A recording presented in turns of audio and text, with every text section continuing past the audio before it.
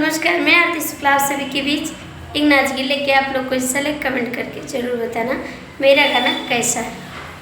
मानवा मिलत दिल नाही हो बला माँ, मानवा मिलत दिल नाही हो बला माँ, तब तो कहा हम बागों में मिलबै, तब तो कहा मालिया मिलत तू नहीं हो बला माँ, मालिया मिलत तू नहीं हो बला माँ, मानवा मिलत दिल नहीं हो बला माँ, मानवा मिलत दिल नहीं हो बला माँ,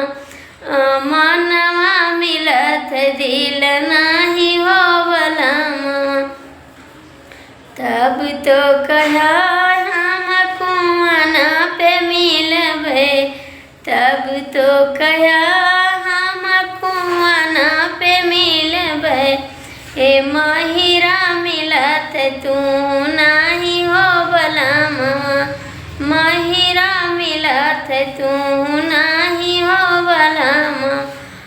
मानवा मिलत दिल नहीं हो बला माँ, तब तो कहा हम महलों पे मिलबै, तब तो कहा हम महलों पे मिलबै, राजवा मिलत तू नहीं हो बला माँ, राजवा मिलत तू नहीं हो बला माँ, मानवा मिलत